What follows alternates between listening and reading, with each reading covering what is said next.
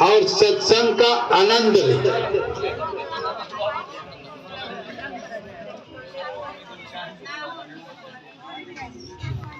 तीर्थ गए सो एक फल, संत मिले फल चार, संत गुरु मिले अनंत फल, कहो कबीर विचार। इसका अर्थ समझ में आ रहा है आप लोग को? माने तीर्थ जाएंगे तो एगो फल मिलेगा, और संत का प्रवचन सुन लेंगे, सत्संग मिलेगा।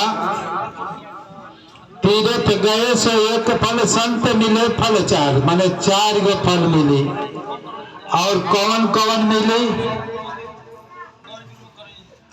अर्थ, धर्म, काम, मोक्ष। अर्थ मतलब कि धन दौलत मिलेगा। काम का मतलब होगा कि आपकी कामनाएं पूर्ति होगी, जो इच्छा है वो पूर्ति होगी। और धर्म माने भक्ति बढ़ेगी, ज्ञान बढ़ेगा, सजनता बढ़ेगी, निर्मलता बढ़ेगी, ईश्वर में प्रीति होगा, तो हमारा धर्म बढ़ेगा, धर्म बढ़ेगा। तो 4 और बाद में क्या होगा कि हमको मुक्ति मिलेगी। मुक्ति का मतलब समझती हैं आप? इस संसार रूपी बंधन में, हम इस शरीर रूपी बंधन में फंसी हुई है।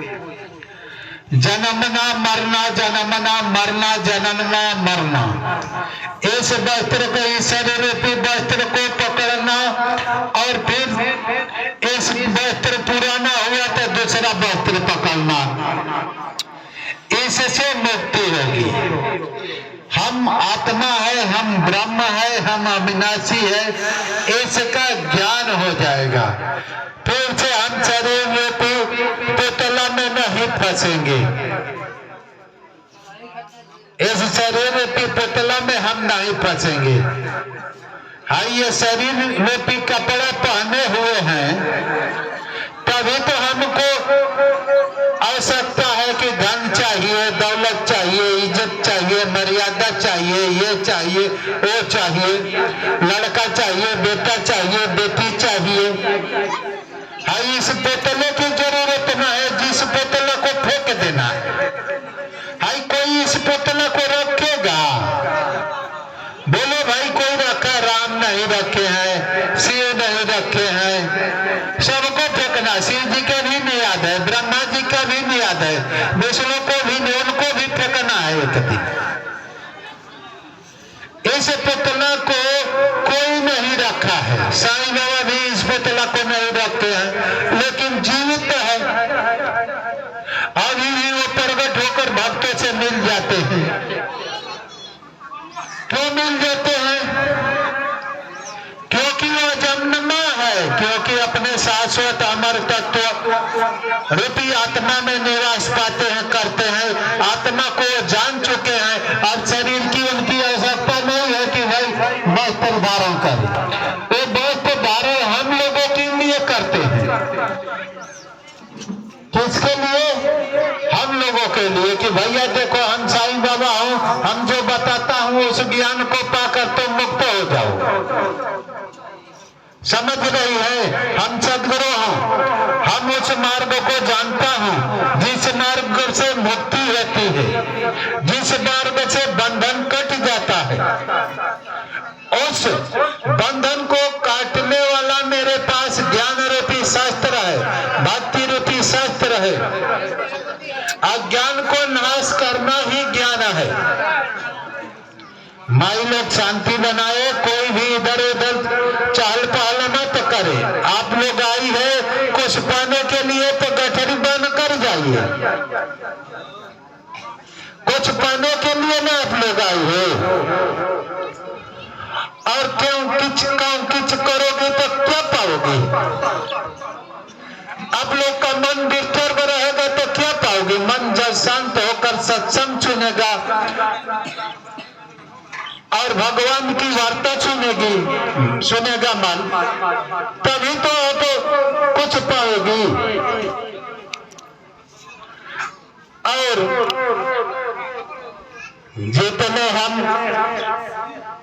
लगन और भक्ति पूर्वक करेंगे उतना ही पाएंगे। तो हमारे कहने का मतलब है कि हम अब एक संत की कथा कह रहे हैं। संत की कथा, उस कथा को धैर्य पूर्वक सुनिए। उस कथा को आप लोग धैर्य पूर्वक सुनिए कि देखिए संत क्या कह रहा है, संत का निवास स्थान कहाँ है।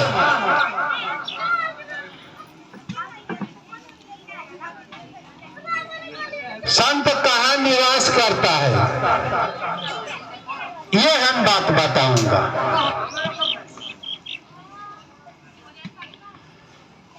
एक संत था, जैसे मैं हूं, है मुझसे बड़ा ज्ञानी, ठीक ना।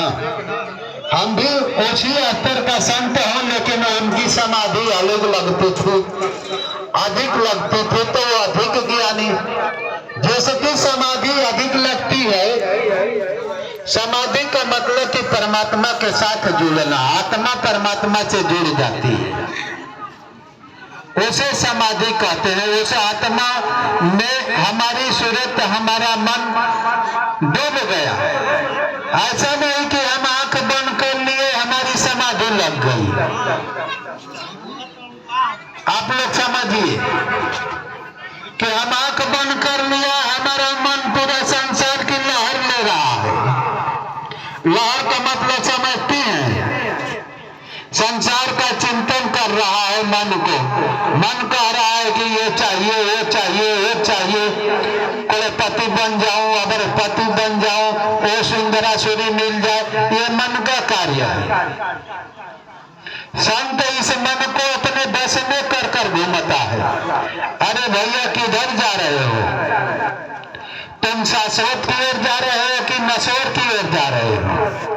संत समझाता है, भाई इस संसार में जा रहे हो कुछ पाने के लिए, तो उसको तो छोड़ना है जिसको पाना है। समझाता बुझाता है अपने मन को, कहता है कि भैया जो पाना चाहते हो, करोड़पति बनना चाहते हो, उसको तो करोड़पति को एक मिनट के, एक पल के झटके में छोड़ दोगे, और जो छोड़ दोगे उसको पाने की क्या अभिलाषा है। तुम शाश्वत तत्व को पाओ, ब्रह्म तत्व को पाओ, आत्मा को पाओ। कोई अविनाशी है, अमर है, जिसका नाश नहीं होता है, उसको प्रयत्न करो। और जो नाश हो जाएगा, जिसे छोड़ देना है, उसको क्यों प्रयत्न करते हो। संत उसी को प्रयत्न करता है जिसे पाकर वो सदा अमर हो जाता है। अमर का मतलब है ये नहीं कि भाई ये शरीर अमर हो जाए। किसी का शरीर धारण किया है तो अमर हो ही नहीं सकती, नाश होना है। शरीर रूपी वस्त्र का कोई भी हो, लोग कहते हैं कि भाई हनुमान जी अमर है, अश्वत्थामा अमर है, ऐसे कहते हैं ना। लेकिन जब सृष्टि ही एक दिन, सृष्टि का भी नाश होता है, सृष्टि भी नहीं रहेगी, तो हनुमान जी कहाँ रहेंगे। आप लोग बताइए भाई, अब ये धरती ही नहीं रहेगी तो हनुमान जी कहाँ रहेंगे, अश्वत्थामा कहाँ रहेंगे। सबको नाश होना है, सब जाएंगे, सब इस वस्त्र को त्यागेंगे। ऐसा ही एक संत की कथा कह रहा हूं। जो संत जो है वो आत्मा में ही रमण करता था, आत्मा में ही अपना निवास स्थान बना लिया था। आत्मा ही अमर है, अविनाशी है, उस आत्मा में स्थिति पा लिया था। साधन करते करते आत्मा में डूबते डूबते आत्मा को अच्छे प्रकार से पकड़ लेना, उस आत्मा में स्थिति बना लेना, उसे ही स्थित प्रज्ञ कहते हैं। उस संत को स्थिति प्रज्ञ कहते हैं, उसे ही तत्वदर्शी भी कहते हैं। प्रियदर्शी। हम नाम रख लिए है महामंडल सवरा साहब। है भक्त बहुत से हैं कि भाई हम शंकराचार्य हैं, महामंडल साराचार्य हैं, ऐसा बहुत से है हमारा नाम। हम आत्माचार्य हैं, हम ब्रह्मानंदाचार्य हो, हम आत्मा हो, ये कोई नाम नहीं रखता है। मैं शंकराचार्य हूँ, मैं जगत गुरु हूँ, ये नाम रखता है कि हम जगत गुरु हूँ। आत्मा में पहुंचा ही नहीं और अपने को कहेगा कि जगत गुरु हूँ। आत्मा में पहुंचेगा ही नहीं, कहेगा कि हम शंकराचार्य हैं। देखिए जो आत्मा में पहुंच, भगवान श्री कृष्ण किसके और अर्जुन को कह रहे हैं कि हे अर्जुन तुम तत्वदर्शियों के सानिध्य में जा, स्थित प्रज्ञ पुरुष के सानिध्य में जा। जो आत्मा को जानता है, आत्मा में स्थिति बना लिया है, उसे स्थिति प्रज्ञ कहते हैं, उसे ही तत्वदर्शी कहते हैं। उस महापुरुष की खोज कर और उसके साष्टांग पूर्वक भक्ति कर, अनन्य भाव से उनकी शरणागत में होकर भक्ति कर, वह महापुरुष तुझे आत्मज्ञान, ब्रह्म ज्ञान, आत्म विद्या, शाश्वत विद्या का उपदेश करेंगे, जिससे तुम्हारी मुक्ति होगी। जो जिसमें मैं स्थिति पाया हूं उसमें स्थिति पा लोगे और तुम भी मुक्त हो जाओगे, तुम भी ब्रह्म हो जाओगे। तो ऐसे महापुरुष की मैं एक कथा कहने जा रहा हूं, आप लोग ध्यान पूर्वक सुने। महापुरुषों की कथा, भगवत माने हरि भक्तों की, संतों की कथा सुनना ही भगवत भक्ति है। तो आप लोग को एक संत जी थे, अपने शिष्यों के साथ डेली प्रवचन करते थे। उनको घर द्वार नहीं था, इसी तरह से घर खरियान में बैठते थे और लोग आते थे। कोई डेरा ओरा उनका नहीं था, कि कोई कोठी भी नहीं थी। रमता योगी थे, रमता योगी माने जाए जाए तहे उन्हीं का घर था, जाए बैठ जाए बगीचे में पेड़ के आड़े उनका घर था। इसी तरह से एक जगह था साफ सुथरी, वहीं पर संत जी प्रवचन करते थे। जब प्रवचन करते थे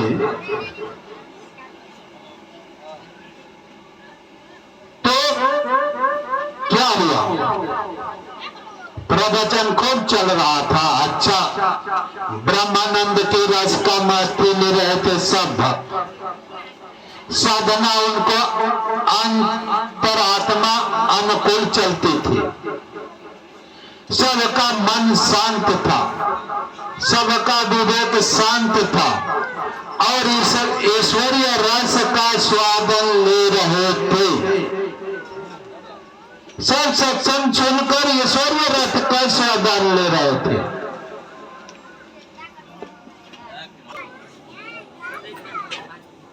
ईश्वरीय रस का स्वादन ले रहे थे। तब क्या हुआ, पूरा काला बादल उठा जोर से। जब सब भक्त सत्संग में मुग्ध थे और भक्ति रूपे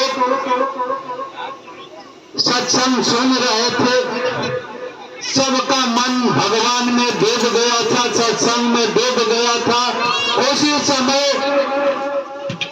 पूरा बादल उठा, एकदम तड़पते हुए, गरजते हुए, पूरा हाहाकार मचाते हुए बारिश और तूफान दोनों चल दिया। काला बादल आंधी पूरा जोर से चलने लगी और सब भक्त भयभीत होने लगे कि ये तो ऐसा है कि हम बारिश और तूफान आ रहा है कि हम लोग को सबको वो दिया कर लेकर चला जाएगा दूर। सब भक्त डरने लगे। संत भी सत्संग उनका रुकता नहीं था, चालू रहा। जब उनका सत्संग चालू था, बारिश आने लगा और तूफान आने लगा तो शिष्य क्या करने लगे कि बारिश में से वहां से सत्संग छोड़कर सब कहीं पेड़ के आड़े गए, कहीं कोई झोपड़ी में गए तो कहीं कोई कहीं लुकाया, कहीं कोई लुकाया। समझ रही हैं, कोई कहीं लुका गया। और सत्संग संत जी जो है सत्संग कर रहे थे वहीं पर बैठे रहे, तो कहीं भागे नहीं, सब में भागा, लेकिन संत जी भागे नहीं। जब तूफान समाप्त हो गया, आधी बारिश समाप्त हो गई, तो सब शिष्य आए इनके पास बैठे और एक प्रश्न करने लगे। कैसा प्रश्न कि संत जी, गुरु जी, आप क्यों नहीं भागे? हम सब भागे, आप क्यों नहीं भागे? आपको क्या हो गया था कि भागे नहीं? हम सब पेड़ के आड़े, कोई टाटी मरई में भागा, कहीं कुछ जगह लुकाया, कहीं कुछ जगह लुकाया, आप क्यों नहीं भागे? संत जी बोले कि भैया मैं भी भागा। और संत को रहे कि आप तो यहीं बैठे हुए हो, कहां भागे? आप झूठ बोल रहे हैं। संत जी कह रहे हैं कि भाई मैं भी भागा, लेकिन आप लोग देख ही नहीं सकते हैं, तो कैसे मैं बताऊं? आप लोग को देखने की, मेरे भागने की दृष्टि है ही नहीं, तो कैसे बताऊं कि मैं भी भागा?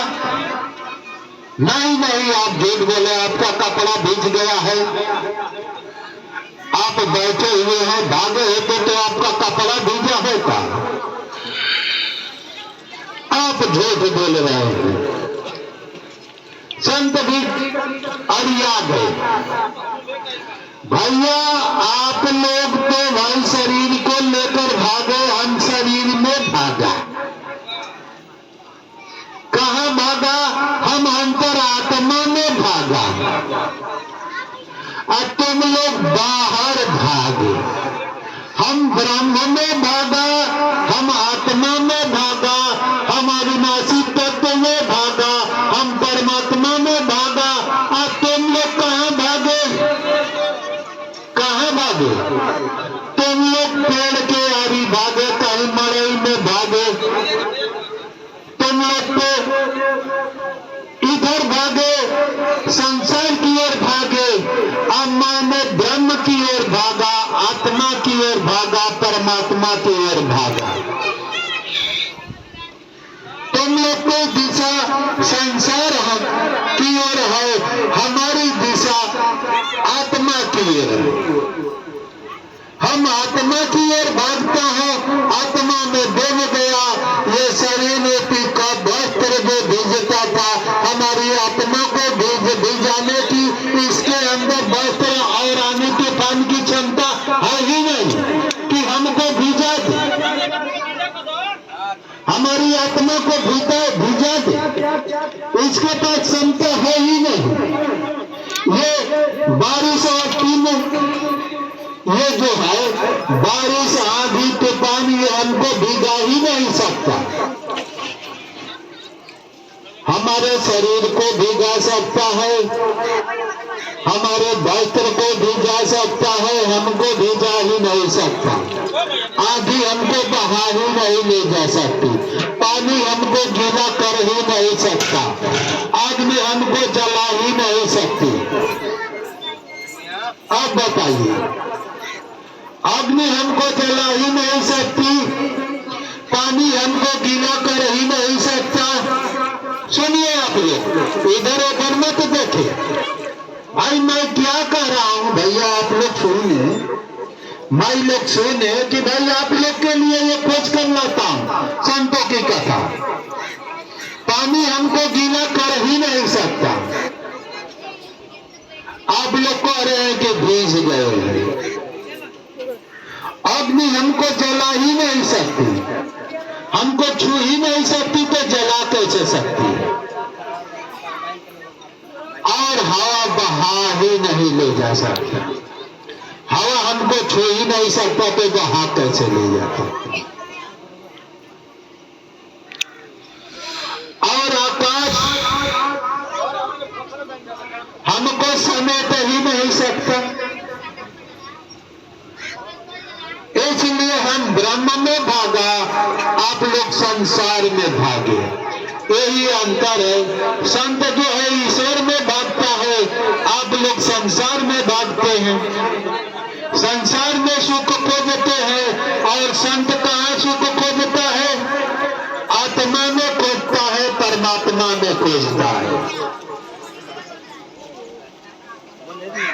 जब आत्मा में और परमात्मा में संत सुख खोजेगा, तो परमात्मा में भागेगा। तो हमारे कहने का मतलब है कि भाई आजकल देख रहे हैं संत, हम तो भाई चैनल हमेशा सुनता रहता हूं कि भाई इस दुनिया में सबसे बड़ा संत कौन है। मोबाइल से हमेशा रिसर्च कर हम सुनता रहता हूं, और जितने संत हैं सबको मैं देख रहा हूं, सब बाहर भाग रहे हैं। जैसे उन संत जी का भक्त भागे कोई मड़ई में, कोई कटाटी में, कोई आम के पेड़ के तरह कहीं कहीं भागे, उसी तरह से आजकल का जितने संत है सब बाहर भाग रहे हैं। कहाँ भाग रहे हैं? अहंकार को। मैं बहुत बड़ा संत हूँ, शंकराचार्य हूँ, लोग मुझे शंकराचार्य कहते हैं, इसमें भागते हैं। लोग हमको प्रणाम करते हैं, इसमें भागते हैं, अंतरात्मा में भागते नहीं। मैं जगत गुरु हूँ, मैंने इन शास्त्रों का अध्ययन किया हूँ, गीता का अध्ययन किया हूँ, रामायण का अध्ययन किया हूँ। रामायण कंठस्थ है, गीता कंठस्थ है, वेद कंठस्थ है। ये सब जितने संत हैं सब पोथी में भाग रहे हैं। किसमें? पोथी में भाग रहे हैं। आत्मा में भागने की कोई मेहनत करता ही नहीं है, उनके पास बल ही नहीं है कि आत्मा में भागे। किसमें भागते हैं? गीता में भागते हैं, रामायण में भागते हैं, वेद में भागते हैं, शास्त्र में भागते हैं। अंतरात्मा में भागने के उनके पास समर्थ है ही नहीं। और मैं बहुत जगत गुरु हूँ, मैं शंकराचार्य हूँ, इसमें भागते हैं। भाई हम अपने को शंकराचार्य ही अपने को संबोधित कर दिया कि मैं शंकराचार्य हूं, तो उससे होने वाला क्या? हम अंतरात्मा में भागे नहीं, परमात्मा में भागे नहीं, तो हमारी मुक्ति कहाँ होगी? नहीं होगी। हम परमात्मा में भागे नहीं, हम शंकराचार्य और जगत गुरु हैं, इसमें भागा। हम वेद में भागा, शास्त्र में भागा, रामायण में भागा, पुराण में भागा, गीता में भागा, अंतरात्मा में भागा ही नहीं। ये अहंकार की पोथी लेकर सब भाग रहे हैं, और उसे ही अपने को सबसे बड़ी उपलब्धि समझ रहे हैं। अंतरात्मा में भागा ऐसा नहीं कहते। तो कहने का तात्पर्य है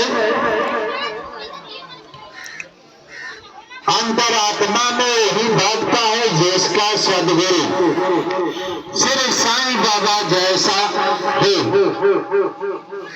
जिसका सदगुरु स्थिति प्रज्ञ महापुरुष हो। हमारे साईं में स्थिति प्रज्ञ महापुरुष है। हमारे साईं कोई साधारण व्यक्ति नहीं है। साईं एक कोई शरीर नहीं है, वह अंतरात्मा है, ब्रह्म है। कोई कहता है कि सबसे बड़ा परमात्मा, कोई कहता है कि परमात्मा साकार रूप में है, और कोई कहता है कि परमात्मा निरंकार रूप में है। कोई साकार की गणना कर रहा है कि देखो यहाँ लिखा हुआ है कि परमात्मा साकार रूप में है, वैसे पोथी में परमात्मा को ढूंढ रहे हैं, अंतरात्मा में नहीं ढूंढ रहे हैं। तेरा साईं टंकी बंग टंकी जो पहपन में बात कस्तूरी की हिरन जो फिर ढूंढेगा। देखिए कबीरदास जी कहते हैं कि तेरा साईं, तेरा ब्रह्म, तेरा अविनाशी, तेरा परमात्मा, तेरा गो, तेरी अंतरात्मा तेरे भीतर है। ये शास्त्र प्रमाणित कर रहा है। कोई कह रहा है कि भाई सातवां स्थान सतलोक में है, कोई कहता है कि ब्रह्मलोक में है। देखिए भ्रांति, भीतर घुसने की क्षमता बल है ही नहीं अंतरात्मा में, और सबने अपने अपने ज्ञान का ढिढोरा पीट रहे हैं कि सतलोक में परमात्मा रहता है, अंतरलोक में नहीं जाते हैं, अंतर जगत में जाने की क्षमता है ही नहीं। सबने पोथी पढ़ जगमुआ पंडित भया न कोई, अजाई अक्षर प्रेम का पढ़े जो पंडित हो। देखिए सबने अपनी अपनी पोथी दिखा रहे हैं कि देखो यहाँ गीता में लिखा हुआ है, यहाँ वेद में लिखा हुआ है, यहाँ शास्त्र में लिखा हुआ, सब लिखा हुआ पोथी दिखा रहे हैं। अपने भीतर की पोथी खोलने का सामर्थ्य किसी में नहीं है। यही दुनिया है। इसलिए साईं बाबा जो है पोथी दिखाते नहीं है। साईं बाबा जो है पोथी दिखाते नहीं है, पोथी रूपी आत्मा में पहुंचाते हैं। कहते हैं कि देख मुझे कहाँ ढूंढोगे, मैं तेरे भीतर ही हूँ, अंतरात्मा में मुझे ढूंढो और मुझे पाकर मुझसे मेरे साथ अनन्य भाव से शरणागत हो जाओ। और जैसे समुद्र से नदियां मिल जाती है और समुद्र में डूब जाती है, एकाकार हो जाती है, उसी तरह से मेरे ब्रह्म स्वरूप में मिलकर तो भी एकाकार हो जाओ। जो मेरा स्वरूप है वही हो जाओ और तो भी मुक्त हो जाओगे। मुक्ति ऐसी नहीं है कि हम सतलोक में पहुंच गया और वैकुंठ लोक में पहुंच गया, हमारी मुक्ति हो गई।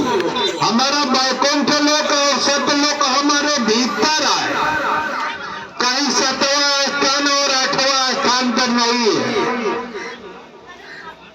जब हम भीतर खोजेंगे तो हमारा सतलोक दिखेगा। तो हमारे कहने का मतलब है